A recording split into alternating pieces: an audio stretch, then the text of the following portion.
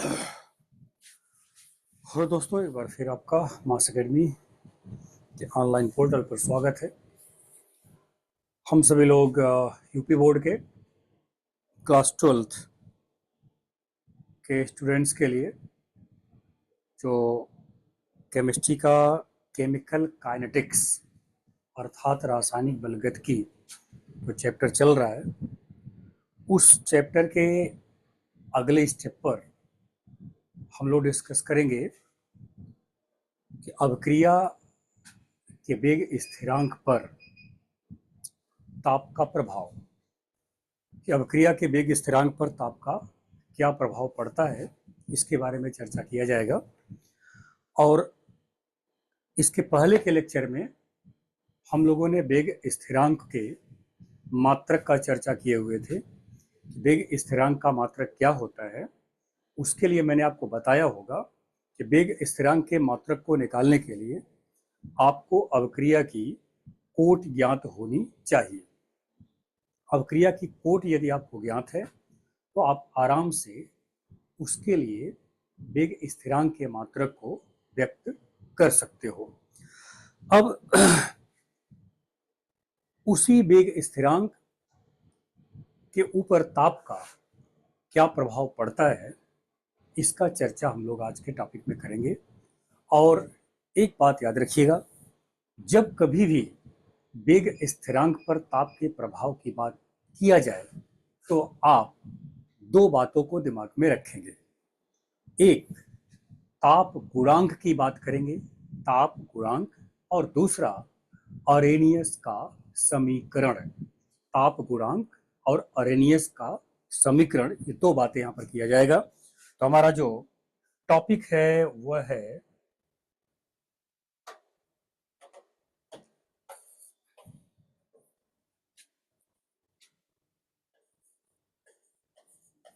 वेग स्थिरांक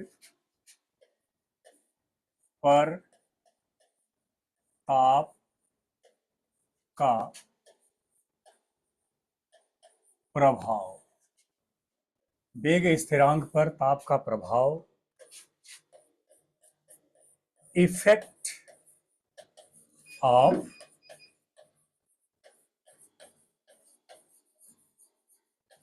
temperature on rate constant, on rate constant, effect of temperature on rate constant। तो इस तरीके से अब देखो, यहां पर हम सभी लोग वेग स्थिरांक के लिए जो बात करेंगे उस पर ताप के प्रभाव की एक्सप्लेनेशन की जाएगी कि ताप का क्या प्रभाव पड़ता है। ठीक है, तो ऐसी स्थिति में इसमें सबसे पहले हम सभी लोग क्या करेंगे, ताप गुणांक को समझेंगे कि ताप गुणांक क्या होता है। इसमें पहला पॉइंट, ताप गुणांक। ताप गुणांक अंग्रेजी में कहते हैं टेम्परेचर कोफिशिएंट। टेम्परेचर कोफिशिएंट, ताप गुणांक, टेम्परेचर कोफिशिएंट। अब देखिए, जब बच्चों ताप गुणांक की बात आपसे की जाएगी तो आप अपने मन से, ऐसा नहीं है कि जो मैं परिभाषा लिखा हुआ वही परिभाषा को समझो और अपने मन से आप उसे पुनः परिभाषित कर सकते हो। जैसे मान लो कि आपके पास एक टेम्परेचर जो है वो T1 है, ठीक है, एक ताप T1 है, ठीक है। तो T1 पर वेग स्थिरांक को मैंने कहा कि आप मान लीजिए क्या, K1 मान लीजिए, ठीक। या आप इसको हम ऐसे कर दें कि हमारा ताप T है तो वेग स्थिरांक क्या मान लें, KT मान लें, ठीक है। T ताप पर वेग स्थिरांक क्या हो गया, KT हो गया। अगला जो ताप आप मानेंगे यह एक जो है रेस्ट्रिक्शन है, ठीक है, एक आपके लिए एक शर्त है। क्या है कि अगला ताप जो 10 प्लस आपका टी हो, यानी T+10, T+10 होना चाहिए। इसका मतलब दो तापों के बीच का अंतर कितना हो, 10 का हो। अब चाहे वो 10 केल्विन में ले लो, चाहे आप 10 डिग्री सेल्सियस में ले लो, ये आपके ऊपर निर्भर करेगा, लेकिन 10 का अंतर होना चाहिए। तो इसका मतलब जो इस पर के होगा उसे लिखेंगे के T+10 लिखा जाएगा, ठीक है ना, के T+10 ये लिखा जाएगा। अब एक हो गया हमारा केटी वेग स्थिरांक टी ताप पर, एक हो गया हमारा के T+10 किस पर, T+10 ताप पर। ठीक, अब हम करते क्या है, के T+10 डिवाइडेड बाई के टी करते हैं, ठीक है ना, के T+10 डिवाइडेड बाई के टी। इसी अनुपात को हम नाम देते हैं क्या, ताप गुणांक। इसी अनुपात को ताप गुणांक कहा जाता है। इसका तात्पर्य यह हुआ कि दो भिन्न भिन्न तापों पर वेग स्थिरांकों के अनुपात को ताप गुणांक कहते हैं, परंतु दो तापों के बीच का अंतर 10 डिग्री सेल्सियस में ले लो, 10 डिग्री सेल्सियस का होना चाहिए। तो अब ऐसे भी आप कर सकते हो, 10 डिग्री सेल्सियस का अंतर रखने वाले दो तापों पर वेग स्थिरांकों के अनुपात को ताप गुणांक कहते हैं। ठीक है, तो अब ये सटीक परिभाषा आपका आ गया। इस परिभाषा को आप मेंशन करना चाहो, यहां पर मेंशन कर सकते हो कि 10 डिग्री सेल्सियस ताप का अंतर रखने वाले दो तापों पर वेग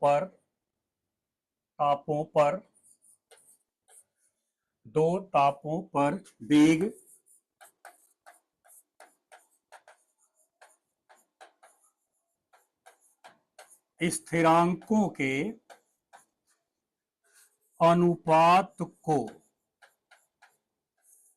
अनुपात को ताप गुणांक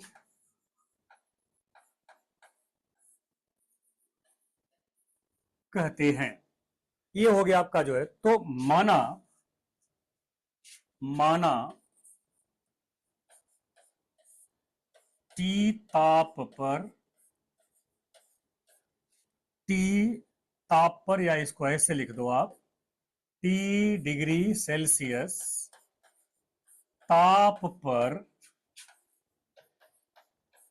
वेग स्थिरांक क्या है, केटी है, तथा T+10 डिग्री सेल्सियस ताप पर वेग स्थिरांक के T+10 है। ठीक है, ये मान लिया। अतः ताप गुणांक बराबर क्या हो जाएगा, T+10 अपान क्या, KT।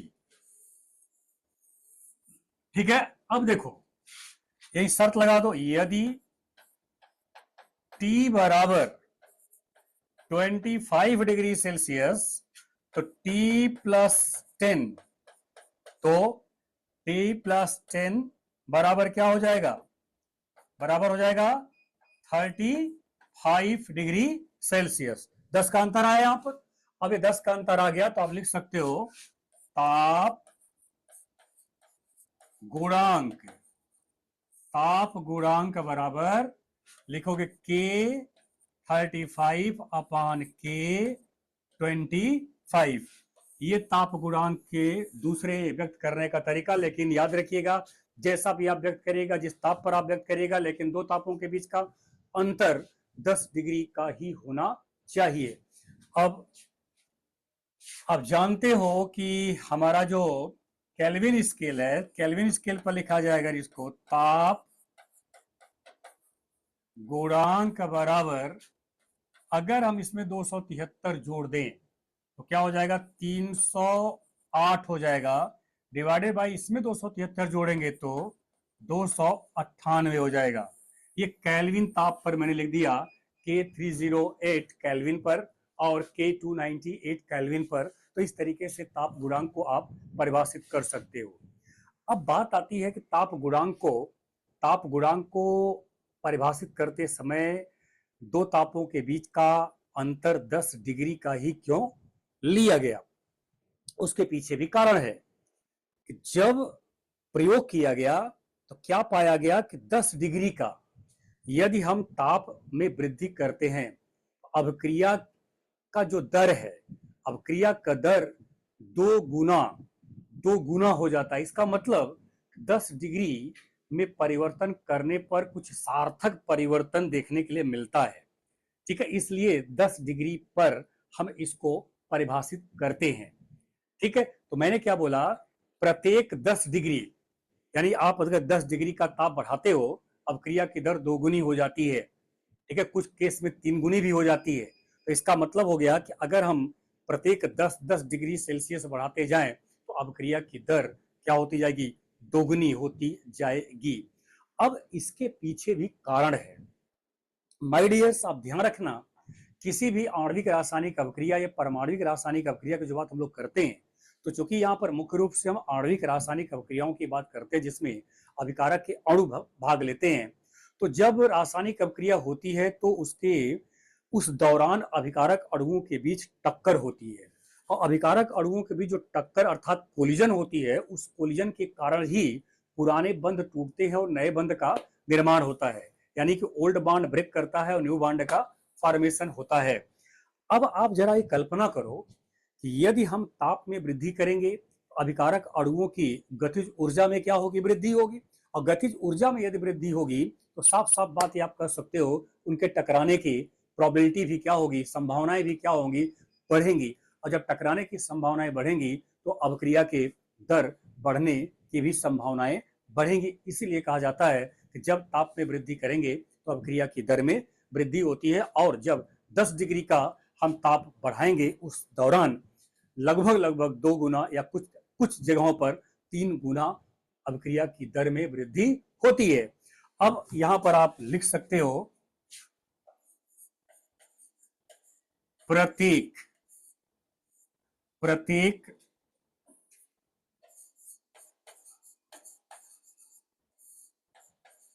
10 डिग्री सेल्सियस ताप वृद्धि पर अभिक्रिया की दर लगभग 2 गुनी हो जाती है, लगभग 2 गुनी हो जाती है। यह रहा ताप गुणांक। अब उसके बाद ताप गुणांक को आपने परिभाषित कर लिया, ताप गुणांक का आपके सामने एक थीम बन गया होगा, एक पिक्चर बन गई होगी कि हमें दो ताप लेना है, दो तापों के बीच का अंतर 10 डिग्री का होना है, और उस पर हम वेग स्थिरांकों को मापेंगे, वेग स्थिरांकों का अनुपात निकालेंगे, और निकालने के बाद जो अनुपात आएगा उसी को हम कहते हैं ताप गुणांक। अब उसके बाद ताप के प्रभाव का स्पष्टीकरण, ताप के प्रभाव का वर्णन वेग स्थिरांक पर हम सभी लोग अच्छे तरीके से करते हैं अरेनियस के समीकरण का प्रयोग करके, अरेनियस के समीकरण का प्रयोग करके। लेकिन इन सब बातों के अलावा एक जनरल बात आप दिमाग में रखिएगा कि हम ताप में वृद्धि करेंगे तो अवक्रिया की दर में वृद्धि होगी, अवक्रिया की दर बढ़ेगी। और कारण मैंने आपको थोड़ा सा बताया कि जब ताप में वृद्धि करेंगे तो अभिकारक अणुओं के बीच टक्करों की संख्या बढ़ेगी और टक्करों की संख्या बढ़ने से अवक्रिया की दर में भी वृद्धि होगी। अभी हम ये टक्कर की जो बात कर रहे हैं, ये कोलिजन की जो बात कर रहे हैं, आगे हम सिद्धांत में ला करके इसको और स्पष्ट करने का प्रयास करेंगे कि टक्कर जो होता है वो एक सामान्य टक्कर होता है और एक प्रभावी टक्कर होता है। इसके बारे में भी हम लोग बात आगे करेंगे, यहाँ पर इसको इंक्लूड करके हम कंफ्यूज नहीं होंगे। आइए अब यहाँ पर दूसरा जो पॉइंट लिया जाएगा, दूसरा पॉइंट वह होगा अरेनियस का समीकरण।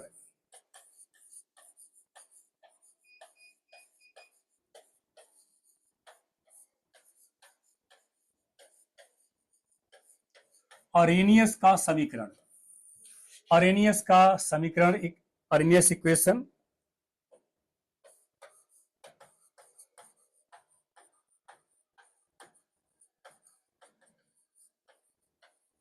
अरेनियस इक्वेशन, अरेनियस का समीकरण, ठीक है, अरेनियस इक्वेशन। अब आप देखिए अरेनियस का समीकरण ताप के प्रभाव का बहुत ही अच्छी तरह से वर्णन करता है वेग स्थिरांक पर। तो वेग स्थिरांक, वेग स्थिरांक पर ताप के प्रभाव का, ताप के प्रभाव का वर्णन, वर्णन अरहेनियस, अरहेनियस के समीकरण द्वारा किया जाता है, किया जाता है। अब आप देखिए अरेनियस का समीकरण ये है, के बराबर ए इंटू ई के power minus E A upon R T, ये अरेनियस का समीकरण है, ठीक है। अब इसमें क्या क्या है जो आप इनको पहले जान लें। एक हमारा जहां के ए ई ए आर और टी, इतनी बातें हैं, इतनी बातों को अध्ययन में लाना है। तो आए जरा देखिए कि क्या है, वेग स्थिरांक है, ठीक है। ए, इसको हम बोलते हैं फ्रीक्वेंसी फैक्टर, आवृत्ति गुणांक, आवृत्ति गुणांक,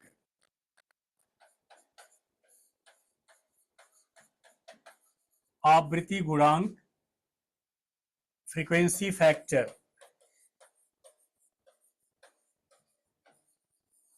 फ्रीक्वेंसी फैक्टर, ई ए सक्रियण ऊर्जा, आर गैस नियतांक और टी परम ताप, टी परम ताप। ये आपके पास हमने रख दिया अरेनियस का समीकरण। अब इसमें देखो ये साफ साफ नजर आ रहा है कि यहाँ पर हम अगर टी में परिवर्तन करेंगे तो के मान में परिवर्तन होगा। अब इसको और आसान करके समझने के लिए क्या करना होगा, हम सभी लोग इसका लॉग ले लें और जब कभी भी 10 के पावर में कोई रखा गया हो उसका लॉग लेंगे तो लॉग 10 पर बदलेंगे, और जब ई के पावर में कोई रखा हुआ है तो लॉग लेंगे तो लॉग ई के बेस पर रखेंगे, ठीक है ना। तो लॉग ई के बेस पर तो हम लोग समीकरण, समीकरण 1 का लॉग लेने पर, क्या मैं लिख दिया लॉग ई, लॉग लेने पर, क्योंकि उसी रूप में है वो, तो क्या हो जाएगा, इस लॉग ई को हम ऐसे लिखते हैं शार्ट में, लॉग ई को एल लिखा जाता है, एल लिखते हैं हम लोग, ठीक है। अब ये लोन कर दिया, हम लोग लोन पढ़ते हैं इसको। अब क्या होगा, तब लोन के बराबर लोन ए, और बेस लगा दिया आपने ई, वो बेस वहां से हट जाएगा, पूरा का पूरा साइन जैसे है वो ऐसे लिख लीजिए, minus E A upon R T हो गया ये, ठीक है। ये हो गया हमारा समीकरण नंबर 2। अब आप देखिए यहां पर जो आपके पास ई ए है, सक्रिय ऊर्जा है, आपको पता है ऊपर अभी आपने परिभाषित किया, क्या अगर हम टी को परिभाषित कर देंगे तो हमारा के परिभाषित हो जाएगा, और ए आपका एक ऐसा पैरामीटर है जिसके ऊपर ताप का प्रभाव नहीं पड़ता। यह ऐसे याद कर लेना बच्चों कि जो ए है ये किसी भी रासायनिक अभिक्रिया में अभिकारक अणुओं के बीच होने वाले सभी टक्करों की संख्या को व्यक्त करता है, कुल टक्करों की संख्या को व्यक्त करता, ऐसे इसको अभी दिमाग पे रख ले कि सभी टक्करों की संख्या को व्यक्त करता है। तो अब यहां पर अगर हम बात करें, इसको इस रूप में लिखें, लोन के बराबर minus E A upon R dot 1/t plus ln A, ऐसे लिख सकते हैं, ठीक। इस प्रकार हमारे द्वारा इसे लिखा जा सकता है। ऐसा क्यों लिखा, उसके पीछे देखे रीजन। ये हमने तुलना किया y बराबर एम एक्स प्लस सी, ये है c, ये है x, और ये है आपका पूरा माइनस सहित m, और ये है हमारा y बराबर एम एक्स प्लस सी को सीधी रेखा का समीकरण कहा जाता है, ठीक है ना। सीधी रेखा का समीकरण कहते हैं, और इसमें ग्राफ खींचते किसके बीच है, y और x के बीच ग्राफ खींचते हैं, ठीक। आपको ध्यान क्या रखना है, यदि m के पहले निगेटिव साइन होगा तब हमेशा ग्राफ का जो ढाल बनेगा वो ऊपर से नीचे की तरफ बनेगा, इसको बोलते हैं निगेटिव स्लोप, निगेटिव स्लोप, ठीक। और अगर यहां प्लस होगा तो ढाल ऊपर से नीचे का, यानी कि आप ऊपर से नीचे की तरफ न जाकर नीचे से ऊपर की तरफ जाएंगे, ये पॉजिटिव स्लोप कहलाएगा। तो यहां पर देखो जरा, m के जगह पर क्या है, minus E A upon are है, तो माइनस साइन लगा हुआ है, इसका मतलब स्लोप जो बनेगा वह ऊपर से नीचे की तरफ बनेगा, ये स्लोप बनेगा। तो हमारा अब जो ग्राफ यहां प्लॉट किया जाएगा, लोन के तथा 1/t के बीच ग्राफ खींचने पर सीधी रेखा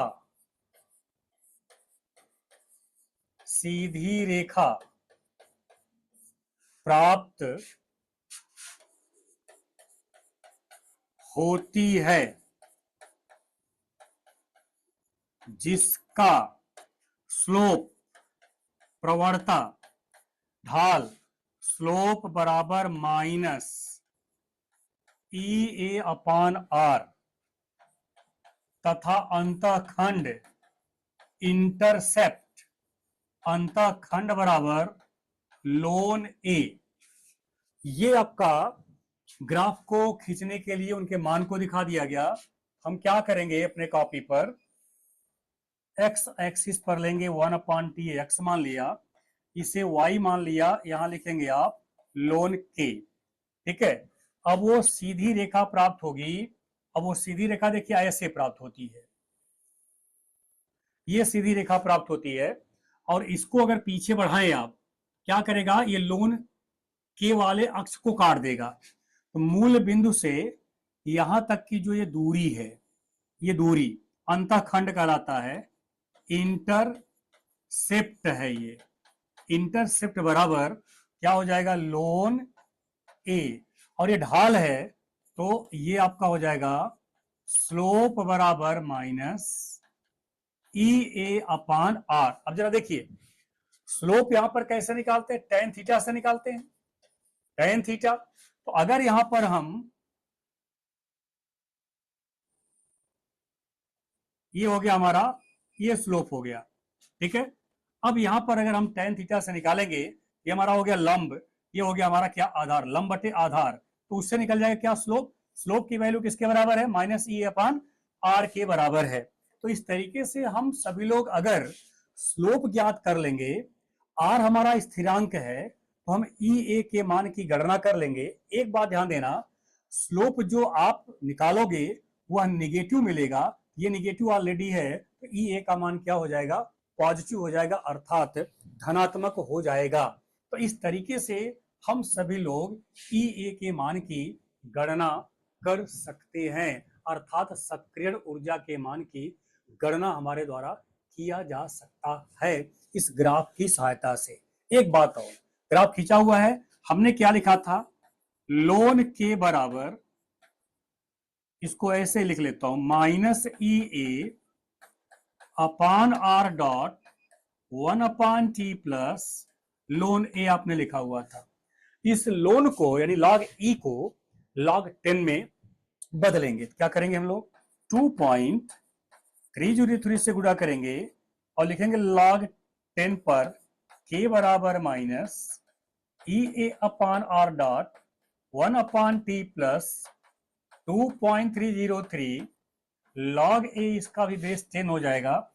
अब आप क्या करो, 2.303 सब में भाग दे दो, 2.303 से सब में भाग दे दो, क्या हो जाएगा, log के 10 बराबर minus E A upon 2.303 are dot 1/t plus, यहां भी आपका क्या हो जाएगा, ये 1 हो जाएगा, तो ये हो जाएगा log 10 के बेस पर ई। ग्राफ वहां खींचा हुआ है, तो अब यहां पर बताओ, अब यहां पर क्या हो जाएगा, स्लोप बराबर क्या हो जाएगा, स्लोप बराबर minus E A upon 2.303 R, और इंटरसेप्ट क्या हो जाएगा, इंटरसेप्ट बराबर log 10 पर आपका ए, यानी इंटरसेप्ट का मान अगर पता चल गया तो हम ए का मान निकाल लेंगे, और स्लोप का मान पता चल गया तो हम ई ए का मान निकाल लेंगे। इस तरीके से सक्रिय ऊर्जा के मान की गणना की जा सकती है।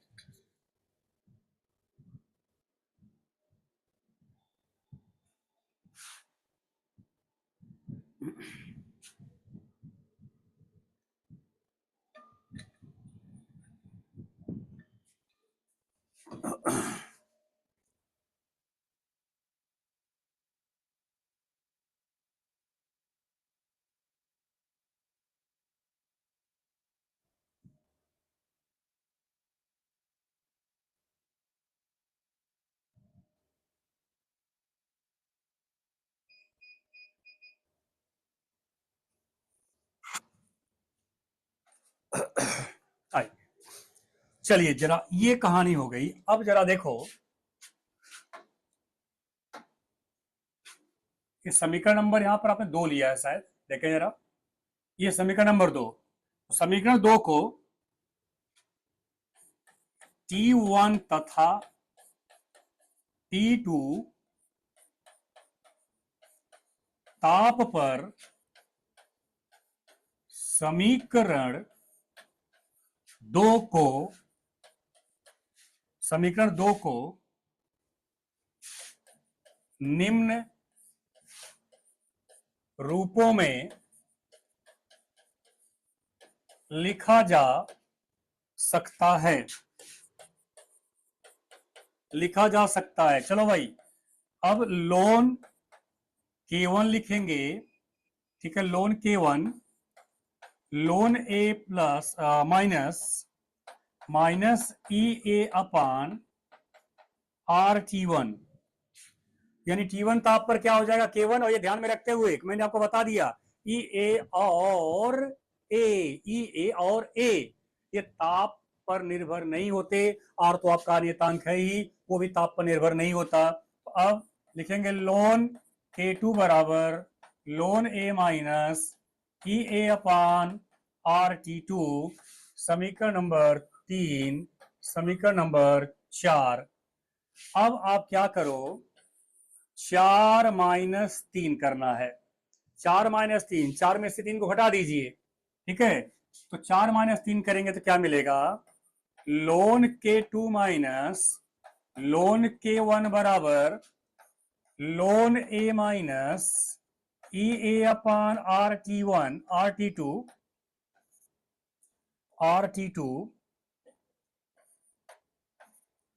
माइनस ln a, फिर यहां माइनस क्या हो जाएगा प्लस, ये हो जाएगा आपका ई ए अपान RT1। ये प्लस है यानी माइनस है, कैंसिल हो गया। हमारे पास क्या मिला, ln k2 minus ln k1, k2 minus k1। अब ऐसी स्थिति में जैसे है वैसे लिख लो, पहले ई A upon RT2 plus E A upon RT1, इसको थोड़ा अरेंज कर लो। अब ये log k2 log k1 minus E A upon RT1, ये प्लस हो जाएगा, ये माइनस आपका E A upon RT2, E upon R common है, log a minus log b, log a minus log b का क्या हो जाएगा, log a अपान b। यानी हम क्या लिखेंगे, ln of k2 k1 is equal to E A upon R को बाहर करें तो हमारे पास ये हो जाएगा 1 अपान T1 माइनस 1 अपान T2। अब यहां पर ln k2 अपान k1 बराबर ई A upon RT2 minus T1 upon T1 T2।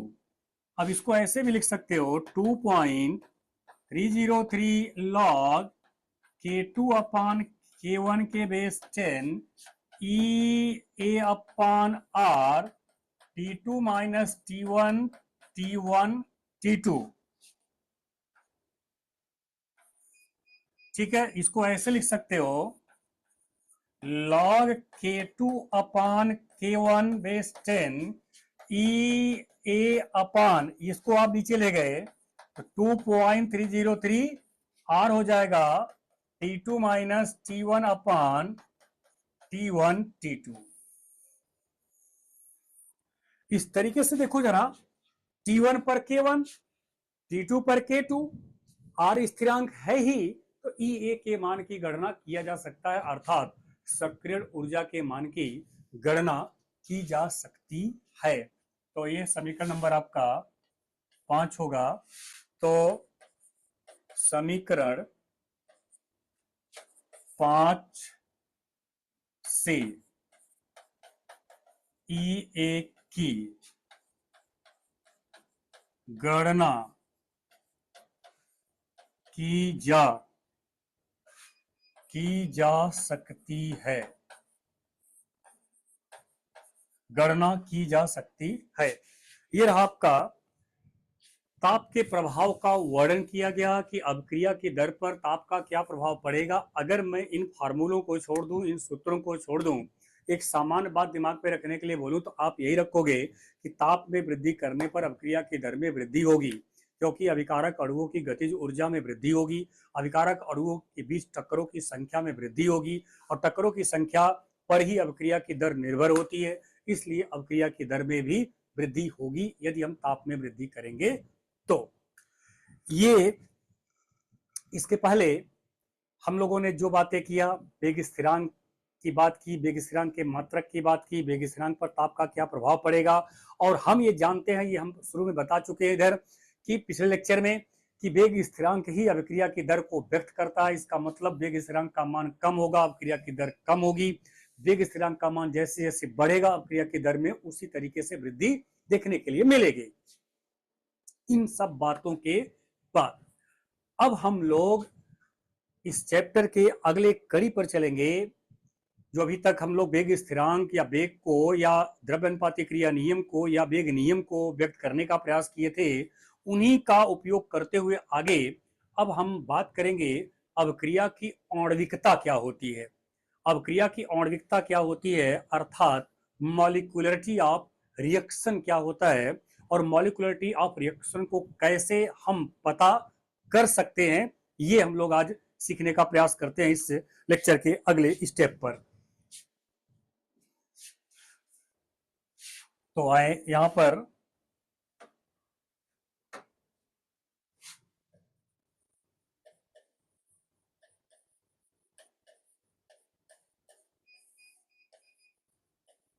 अभिक्रिया की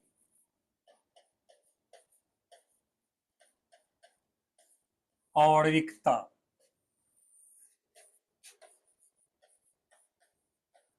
मॉलिक्यूलरिटी ऑफ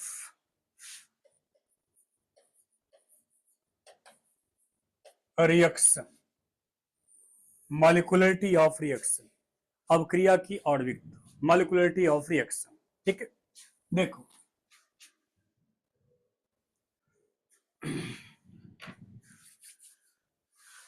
दो बातें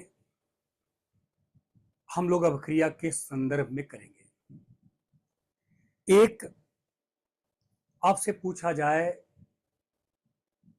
कि एलिमेंट्री रिएक्शन क्या है, तो एलिमेंट्री रिएक्शन उसे कहते हैं जिसमें हम अभिक्रिया की दर को ज्ञात कर सकते हैं, अभिक्रिया की दर को माप सकते हैं, उसे हम सभी लोग एलिमेंट्री रिएक्शन कहते हैं। यदि एलिमेंट्री रिएक्शन आपके पास है तो उसमें या उसी को हम कहते हैं वेग निर्धारण अभिक्रिया, वेग निर्धारण पद। जैसे मान लो आपके पास ये कोई अभिकारक है और ये x में बदल रहा है और x आपका p में बदल रहा है। ठीक है, ध्यान रखना इसको, a आपका बदला x में और x आपका बदला p में, यानी a को p में बदलते समय a को पहले किस में बदलना पड़ा, x में बदलना पड़ा। तो a को x में बदलना पड़ा, फिर x p में बदला, हमारे ये पद कितने हो गए, ये अभिक्रिया दो पदों की हो गई। अगर मैं ऐसे लिख दूं कि a हमारा क्या हो गया, p, ये डायरेक्ट जो है वो p में बदल गया, तो हम इसे वन स्टेप बोलेंगे, वन स्टेप का रिएक्शन, एक पदी रिएक्शन, एक पद का रिएक्शन। और यहां पर क्या हो गया, ये टू स्टेप्स हो गया, टू स्टेप्स का रिएक्शन हो गया ये।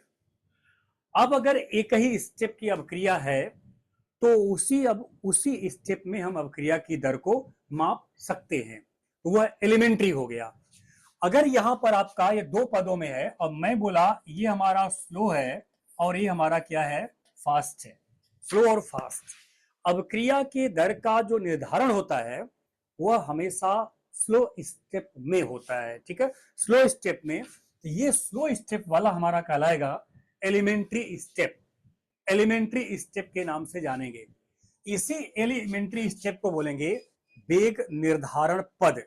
तो वेग निर्धारण पद में भाग लेने वाले अभिकारक अणुओं की संख्या को, वेग निर्धारण पद में भाग लेने वाले अभिकारक अणुओं की संख्या को अभिक्रिया की आणविकता कहते हैं। यानी आपका अगर एक ही पद है, एक ही पद में अभिक्रिया हो रही है, उसी में अगर दर को आप माप सकते हो तो वही एलिमेंट्री स्टेप कहलाएगा, वही एलिमेंट्री रिएक्शन कहलाएगा, और उसमें जितने भी अभिकारक के अणु भाग लेंगे वो अभिक्रिया की आणविकता हो जाएगी। लेकिन अगर बहुपदी रिएक्शन है, एक से अधिक स्टेप में होने वाले अभिक्रियाएं हैं, तब उसमें हम देखेंगे मंद पद कौन सा है, स्लो स्टेप कौन सा है। स्लो स्टेप जो होगा उसी को हम एलिमेंट्री स्टेप कहेंगे, वही अभिक्रिया वहां पर एलिमेंट्री अभिक्रिया कहलाएगी, और उसी में अभिकारक अणुओं के जितने भी भाग लेने वाले होंगे वही उसकी आणविकता कहलाएगी। आणविकता कभी भी शून्य नहीं हो सकती, आणविकता कभी भी भिन्नात्मक नहीं हो सकती। आणविकता सदैव अभिक्रिया को देख करके बताया जा सकता है कि अभिकारक के कितने अणुओं ने यहां पर भाग लिया हुआ है। ठीक है, तो अभिकारक अभिक्रिया की आणविकता कभी भी शून्य नहीं हो सकती, अभिकारक की आणविकता कभी भी भिन्नात्मक नहीं हो सकती। अभिकारक की आणविकता सैद्धांतिक होती है, अर्थात अभिक्रिया में अभिकारक अणुओं की संख्या को काउंट करके, गिन करके बताया जा सकता है कि अभिक्रिया की आणविकता क्या हो सकती है। तो आए जरा यहां देखें, हम इसकी परिभाषा की जो बात की है, वेग निर्धारण, वेग निर्धारण पद में भाग लेने वाले अभिकारक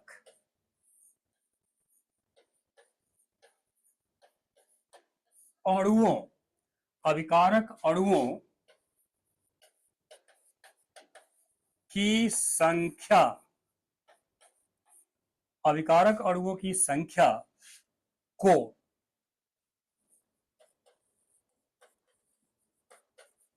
अभिक्रिया की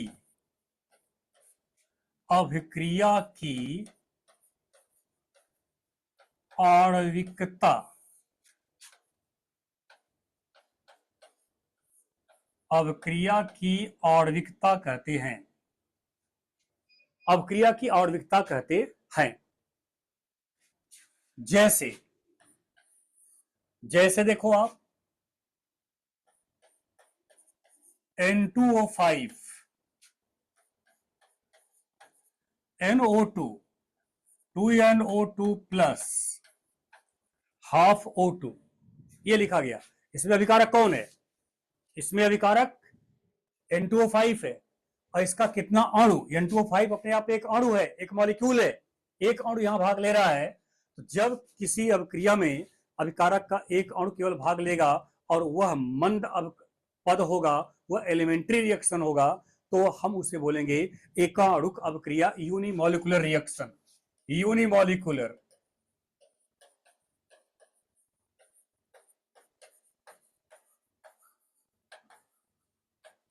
यूनिमॉलिक्यूलर रिएक्शन।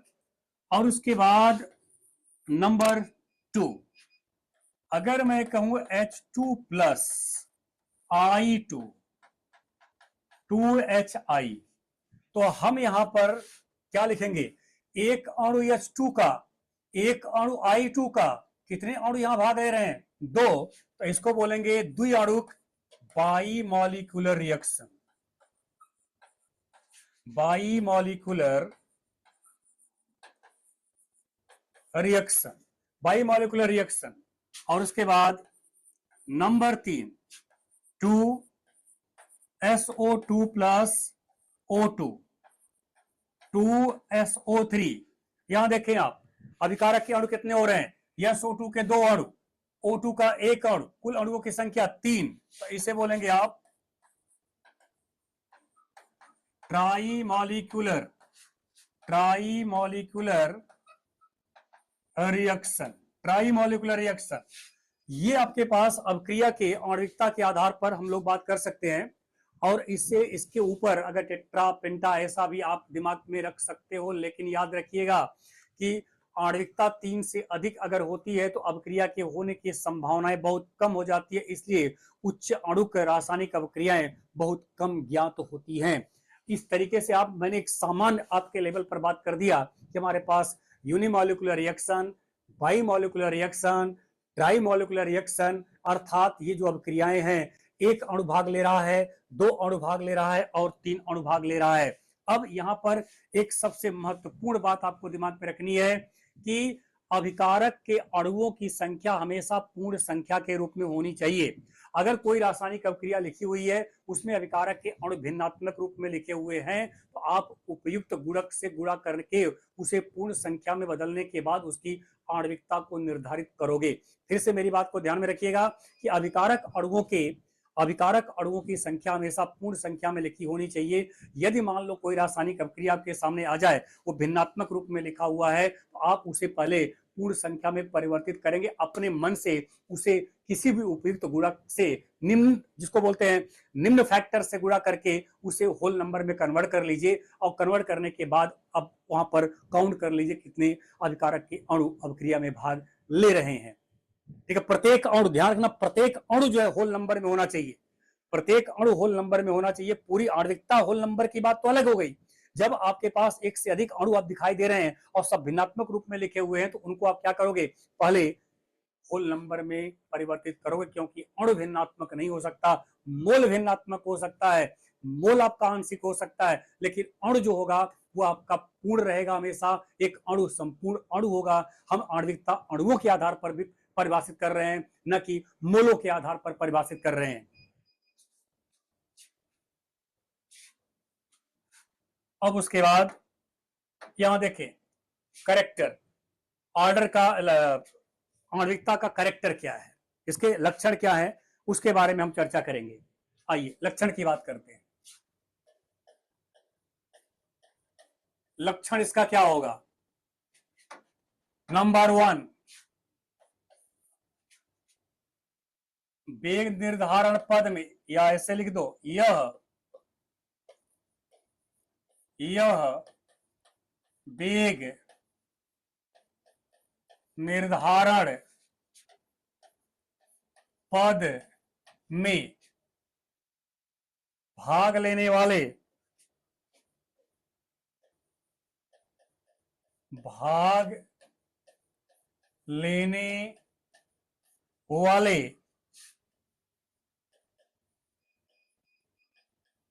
अभिकारक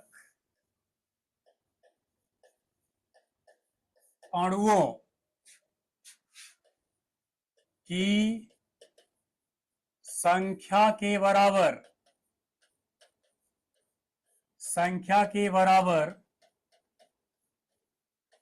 होता है। ये हो गया पहला पॉइंट। अभिकारक अणु जो भाग लेते हैं वही उसकी संख्या काउंट कर लीजिए। नंबर 2, यह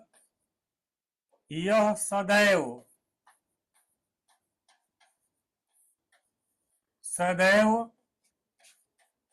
पूर्ण संख्या होती है, यह सदैव पूर्ण संख्या होती है।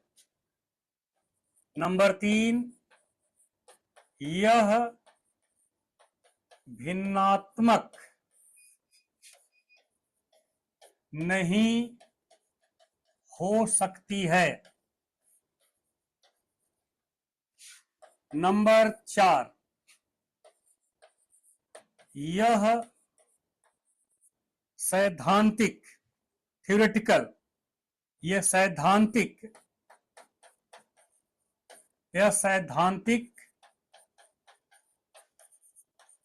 होती है, अर्थात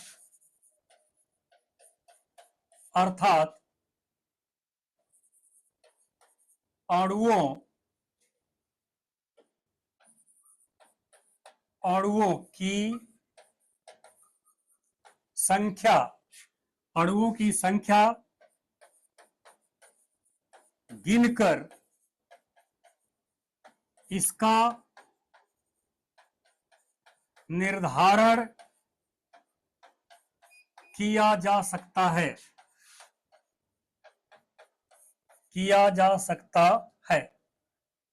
ये रहा इसके लक्षण।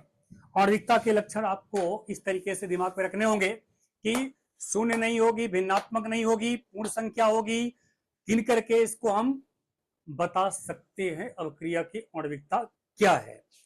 अब आइए जरा कुछ आपको एक्सरसाइज की बात करूं। हाफ H2 प्लस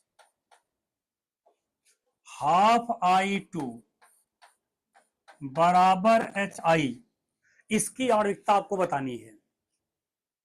अगर इसकी आणविकता आपको बतानी है तो जरा देखिए आप, अब यहां क्या होगा, अभिकारक H2 है और I2 है और ये भिन्नात्मक लिखा गया है। क्या करोगे आप, इसे पूर्ण संख्या में बदलोगे। पूरे समीकरण में क्या कर दो, 2 से गुणा करने पर, 2 से गुणा करेंगे तो 2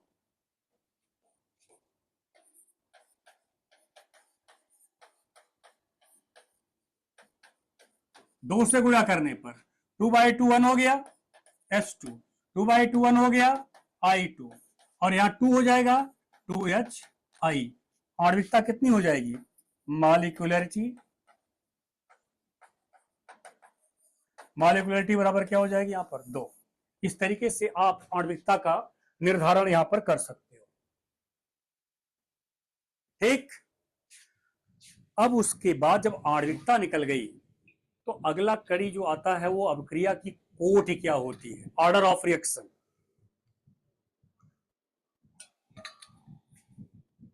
अभिक्रिया की कोटि किसे कहते हैं वो देखिए, अभिक्रिया की कोटि।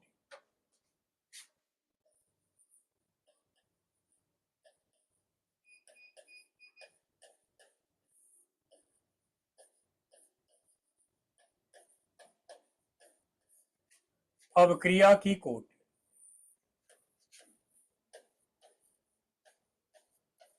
Order of reaction, order of reaction, अभिक्रिया की कोटि। अब देखिए, ऑर्डर ऑफ रिएक्शन के लिए हम वेग नियम लिखेंगे। अभिक्रिया की कोटि के लिए वेग नियम लिखा जाएगा। वेग नियम पीछे पढ़ चुके हैं, याद रखेंगे। अब अभिक्रिया की आणविकता जो है सैद्धांतिक तौर पर आपके द्वारा निर्धारित की जा सकती है अणुओं की संख्या को गिन करके, लेकिन अभिक्रिया की कोटि को आप कभी भी डायरेक्ट नहीं बताओगे। तब तक नहीं बताओगे जब तक आपके पास वेग नियम पता नहीं होगा, रेट लॉ पता नहीं होगा। Whenever you have rate law, तो आप वहां पर क्या करोगे? अब जो वेग नियम होगा तो वेग नियम में अभिकारकों के मोलर सांद्रताओं का कुछ घातांक होगा। ठीक, उन्हीं घातांकों को आप जोड़ लीजिए और वही योग जो आएगा वो कहलाएगा अभिक्रिया की कोटि। यानी अभिक्रिया की कोटि का निर्धारण करते समय हम सभी लोगों को क्या ध्यान देना होगा? वेग नियम। वेग नियम में अभिकारकों के मोलर सांद्रताओं का जो घातांक होगा उसी का योग ये कहलाएगा अभिक्रिया की कोटि। तो अब यहां इसको सीधे परिभाषित नहीं करोगे आप, ठीक है। इसके लिए आप क्या करोगे? वेग नियम को पहले लिखने का प्रयास करोगे। तो मैंने लिखा A प्लस बी और यहां बना प्रोडक्ट। ठीक, अब मैं यहां लिख रहा हूं, यहां किसके? लोमा के अनुसार, लोमा के अनुसार।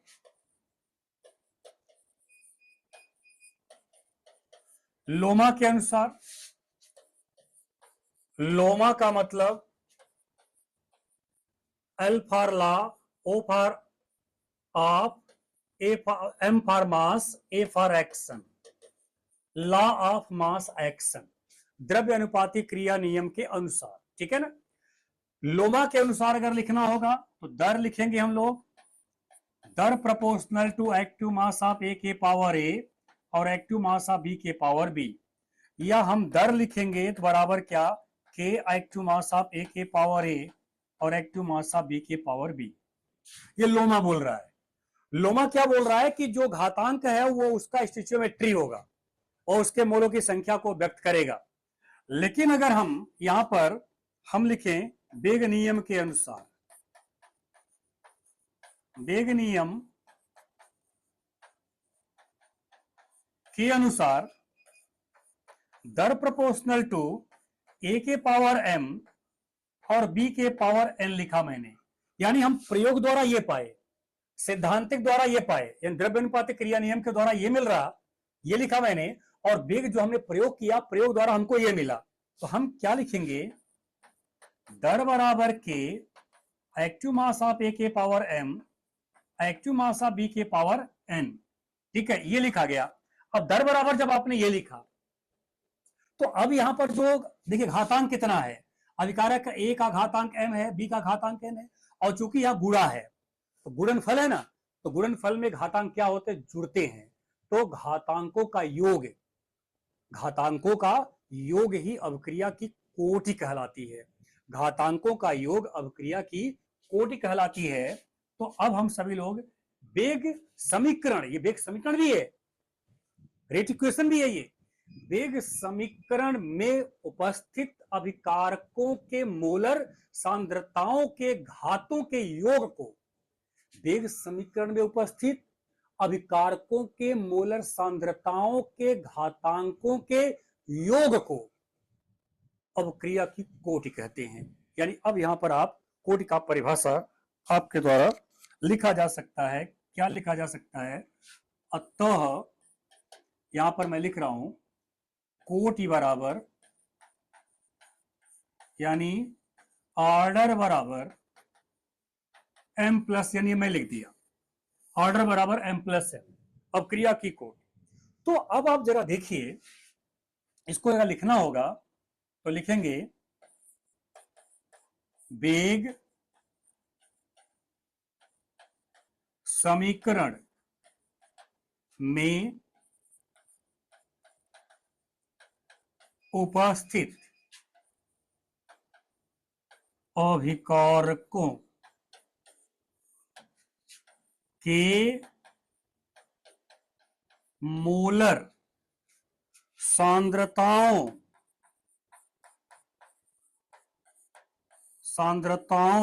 के घातों के योग को अभिक्रिया की कोटि कहते हैं। ये देखिए हो गया, घातांकों का योग करना है, वेग नियम पहले लिखना है।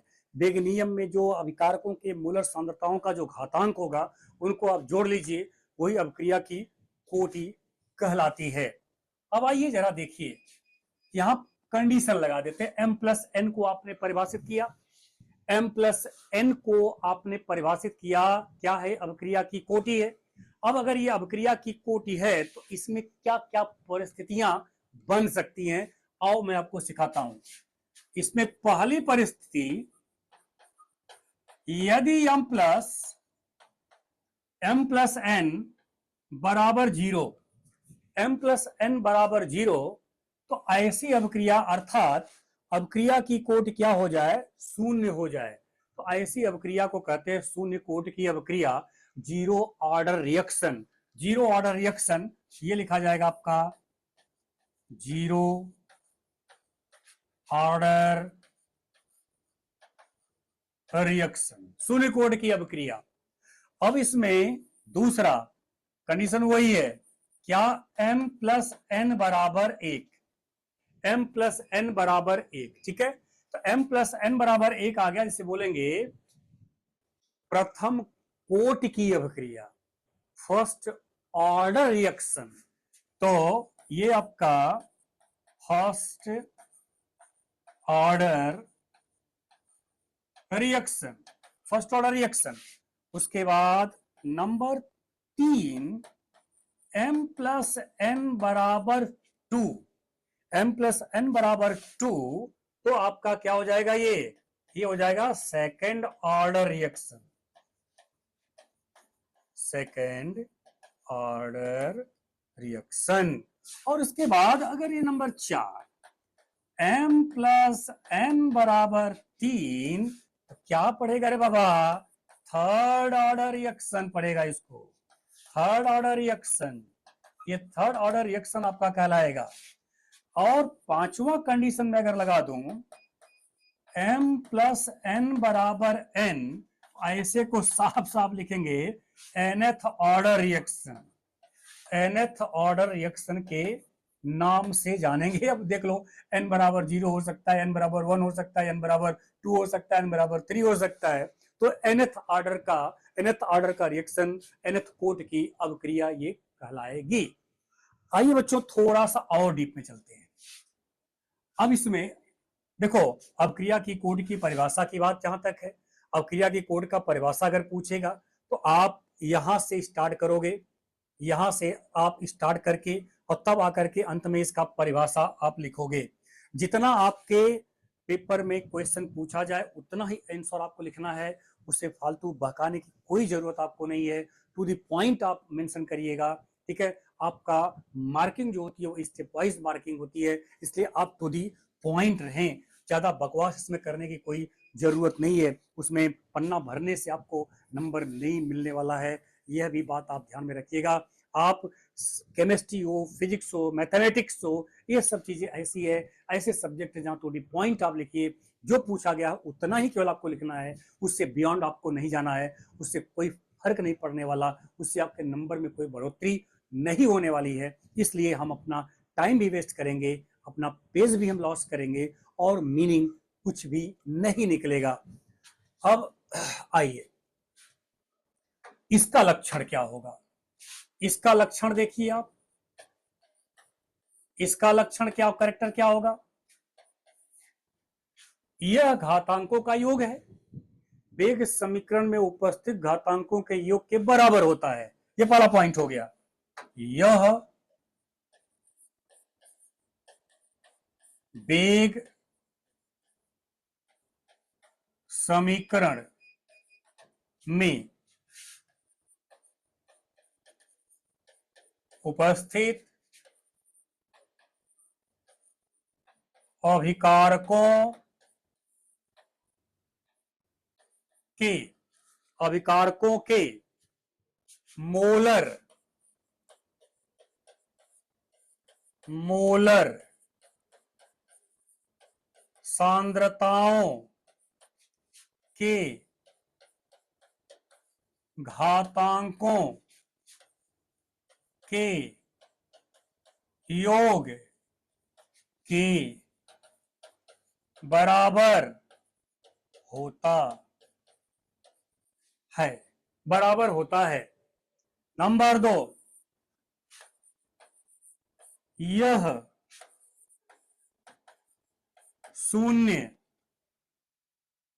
शून्य पूर्ण संख्या तथा भिन्नात्मक हो सकता है, भिन्नात्मक हो सकता है, यह शून्य भी हो सकता है, पूर्ण संख्या भी हो सकता है, भिन्नात्मक भी हो सकता है। नंबर 3, यह प्रयोग द्वारा ही निर्धारित किया जा सकता है, निर्धारित किया जा सकता है, यह प्रयोग द्वारा ही निर्धारित किया जा सकता है। ठीक है, ये आपके पास यानी ये सैद्धांतिक नहीं है, अब क्रिया को देख करके आपको नहीं बताना, हाँ ठीक है कुछ एग्जांपल याद हो गया तो डायरेक्ट बता दो आप, लेकिन जब तक आपके पास वेग नियम न दिया गया हो, वेग समीकरण न दिया गया हो, तब तक आप अपक्रिया की कोटि को व्यक्त नहीं करोगे। अगर मान लो कोई क्वेश्चन आपसे करता है कि ये रासायनिक अपक्रिया दी हुई है, इसका आप कोटि बताओ, तो आपका जवाब होगा इसका वेग इक्वेशन बता दीजिए, रेट इक्वेशन बता दीजिए, वेग समीकरण बता दीजिए, रेट लॉ बता दीजिए, हम आपको इसकी कोटि बता देंगे। ठीक है, इस तरीके से आप कोटि का निर्धारण करोगे। अब जरा देखो, आणविकता का लक्षण लिखा, कोटि का भी आपने लक्षण लिखा, तो अब दोनों का अंतर आपके सामने है, हमने लक्षण तो लिखा दिया, दोनों का लक्षण लिखा दिया। अब आपसे क्वेश्चन क्या पूछा कि अभिक्रिया की आणविकता तथा अभिक्रिया की कोटि में अंतर बताइए, तो अभिक्रिया की आणविकता तथा कोटि में अंतर लिखना होगा, तो पॉइंट वाइज आप लिख लोगे। तो आइए इसके बारे में देखते हैं।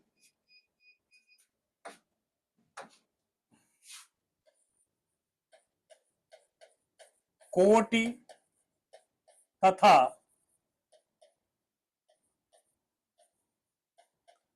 आणविकता में अंतर।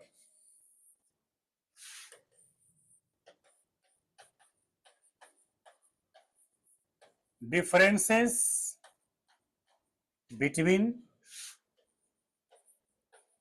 ऑर्डर एंड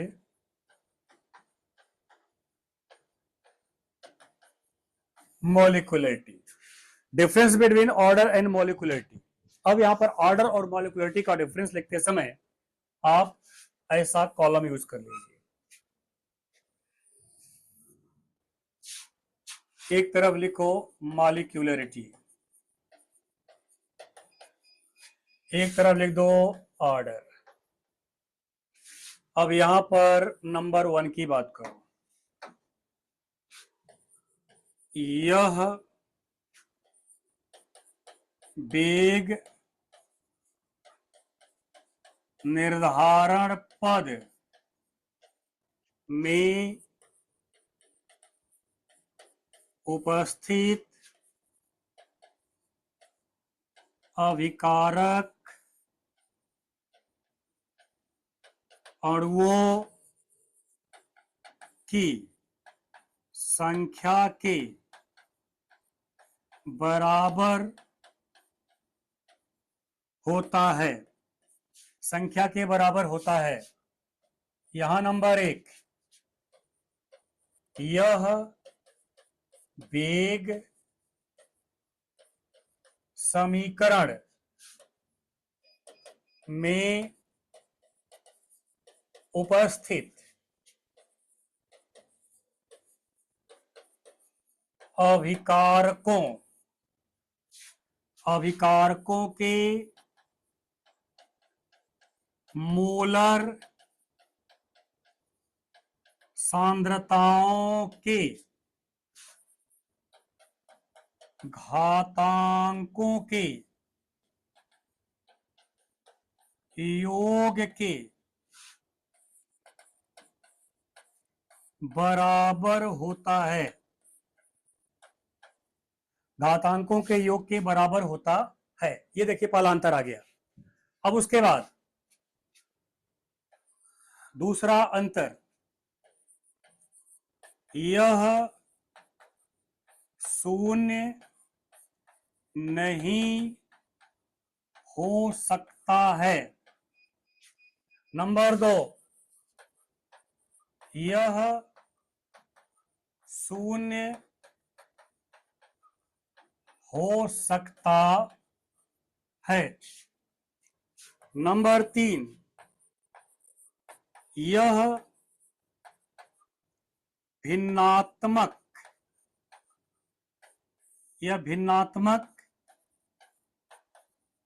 नहीं हो सकता है। नंबर 3 यहां, यह पूर्ण संख्या के साथ साथ भिन्नात्मक भी हो सकता है। भिन्नात्मक भी हो सकता है। नंबर 4, यह सैद्धांतिक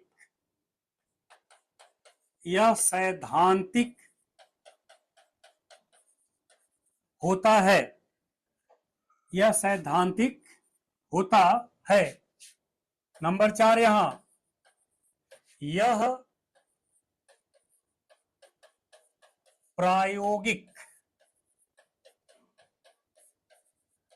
प्रायोगिक होता है। ये हम लोगों ने यहां पर अंतर लिखा। अभिक्रिया के कोटि और आणविकता के बीच का अंतर स्पष्ट किया कि अभिक्रिया की कोटि और आणविकता के बीच का क्या अंतर होता है।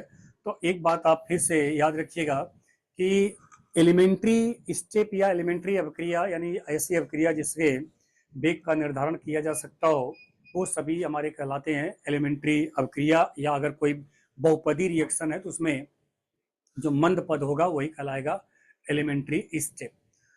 ये आणविकता और कोट के अंतर के बाद इस लेक्चर को हम लोग यहीं पर एंड करते हैं। आगे हम सभी लोग अभिक्रिया की जो कोटि हैं उन कोटि का अध्ययन करेंगे। उसमें आपको 2 पढ़ना है, एक आपका 0 ऑर्डर और एक आपका फर्स्ट ऑर्डर के बारे में पढ़ना है। इसका लक्षण पढ़ना है, इसके उदाहरण पढ़ने हैं और उसके बाद फिर धीरे धीरे हम लोग चैप्टर में आगे बढ़ेंगे और चीज़ें देखने के लिए मिलेगा कि अरेनियस समीकरण मैंने आपको बता दिया, तो उसमें सक्रियण ऊर्जा का परिभाषा भी नहीं बताया है। उसके बाद एक आता देहली ऊर्जा, थ्रेशोल्ड एनर्जी। तो थ्रेशोल्ड एनर्जी क्या होती है, एक्टिवेशन एनर्जी, इनके बीच का संबंध क्या होता है, इनके ऊपर उत्प्रेरक का प्रभाव क्या पड़ सकता है, इन सब बातों को वन बाय वन हम अध्ययन में लाएंगे। अब सभी लोग प्रत्येक लेक्चर को ध्यान से पढ़ें, समझें, सोचें उसके बारे में, और उस पर संबंधित जो भी क्वेश्चंस आपको मिलते हैं उसको आप सॉल्व करने का प्रयास करिए। ओके, आज का लेक्चर यहीं पर एंड करते हैं। धन्यवाद।